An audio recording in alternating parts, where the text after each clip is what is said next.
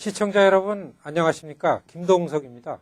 여러분 사회생활에서 이런저런 일이 많지만 그래도 우리에게 뭐니 해도 돈 문제가 가장 구체적이고 민감한 사안입니다. 이 시간을 통해서 저는 늘 정치력 신장의 일에 초점을 맞춰서 말씀을 드리고 있지만 그리고 또 그와 연계해서 뭐 정의다, 인권이다, 또 차별이다, 또한 2세의 정체성 교육이다, 뭐 이런 이슈에 주로 언급하고 있습니다. 우리가 살아가는 데 이러한 이슈들이 아주 중요한 일이면 분명합니다. 그런데요, 그래도 가장 기본이고 기초는 여러분 먹고 사는 문제입니다. 우선은 생업이라는 얘기죠. 직장과 사업이 가장 우선입니다. 경제활동이 가장 기본이죠. 직장에 정해진 시간을 엄세하는 일과 사업을 관리하는 일을 우선하는 것이 우리 일상에서는 아무것도 없습니다. 정치인들이 이런저런 이슈들을 많이 언급하고 강조하지만 그들의 가장 주된 관심사도 역시 시민들의 경제활동입니다. 시장을 활성화시키고 시장 운영의 원칙을 잘 지켜나가는 일이 정치인의 가장 핵심 사안입니다.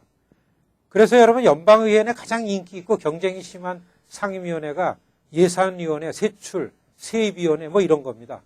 돈에 관해서 세입위원회가 얼마나 요직인지요. 하원의 세입위원장과 상원의 예산지출위원장은 의장이나 당의 원내대표를 준다고 해도 안 바꾼다는 말이 있을 정도입니다.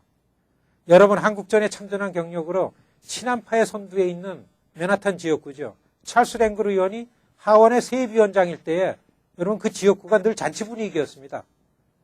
그리고 지난해에 돌아가셨지만 상원의 최고 거두였던 일본계의 다니엘 이노우에 오랫동안 상원 예산 지출 특별위원장직을 역임하면서 영향력을 행사해 왔습니다. 정치인들은 국민들의 원활한 경제활동을 위해서 옳게 일해야 합니다. 그래서 경기 불황이나 빈부의 격차나 이러한 것들을 전적으로 정치인들이 책임져야 할 몫이 됩니다. 여러분 이것은 상식입니다. 경기 불황이나 경기 침체가 오면 대통령이 바뀌는 이유가 여기에 있습니다. 시청자 여러분, 그런데요. 워싱턴 정치가 지금 막장을 기어가고 있습니다. 공화당, 민주당, 양당의 정치인들이 저들의 정파적인 이익을 위해서 국민 경제를 볼모로 쌈박질을 하고 있습니다. 싸움을 해도 너무 크게 하고 있습니다.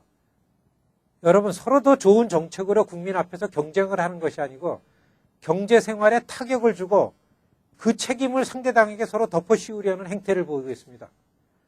전문가들은 정부가 일시마비가 되면 어느 당이 더 불리해지고 어느 당이 반사이익을 받겠는가로 저울질을 하고 있습니다. 이번 정부 폐쇄 사태로 내년도 중과선거에서 어느 당이 더 불리해지는가란 이야기입니다.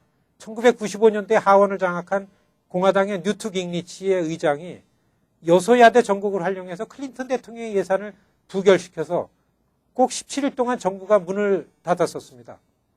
깅리치 의장이 클린턴 대통령에게 용감하게 대들었지만 오히려 국민들은 깅리치에게 그 책임을 물었고 그 후 그러한 결과로 인하여 잘 나가던 뉴트 깅리치가 정치 생명을 포기하는 사태로까지 이어지기도 했었습니다.